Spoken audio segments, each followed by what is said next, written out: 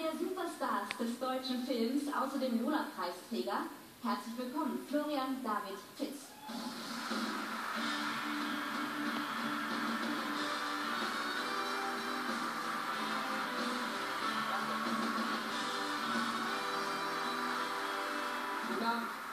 Wir beginnen heute mit der besten weiblichen Nebenrolle und um ehrlich zu sein, ist das eine etwas undankbare Kategorie, also nicht wegen der tollen Frauen, sondern weil man sie so wahnsinnig gerne handfest loben möchte und in Zeiten der Sexismusdebatte nicht mehr weiß, wie man das machen soll.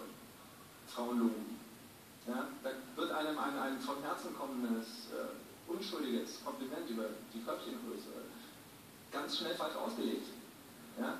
Und dann heißt es Sexismus, frauenfeindlich, und ehe man sich versieht, ist man Ehrenmitglied in der FDP. Insofern halte ich mich an die unverfänglichen Fakten und sage ganz einfach, diese Frauen waren sehr gut. Film ab. Nein, kleiner Scherz. Die haben ihre männlichen Hauptrollen an die Wand gespielt, man hat sehr gerne zugeschaut. Das meine ich jetzt total professionell. Ja? Vollkommen geschlechtsneutral.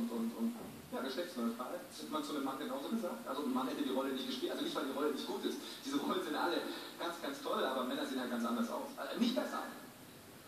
Ja? Also Frauen sind ja schon viel, viel schöner. Worauf man sie nicht reduzieren sollte. Die haben ja auch noch andere Fähigkeiten. Na, wirklich. Ich meine, die schreiben manchmal Bücher. Ja? Die sind ja nicht mehr im Mittelalter oder in Bayern. Ja? Die beschäftigen sich nicht mit der Erdprämie, die beschäftigen sich hier mit der Banalität des Bösen. Bösen! Ich wusste es, hier kann man nur verlieren. Hier sind die Nominierten.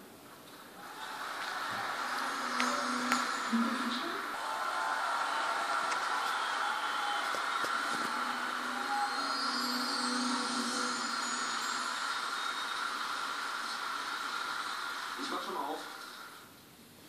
Und die Lola für die beste weibliche Nebenrolle geht an Christine Schorn. Das Leben ist nicht für Feiglinge.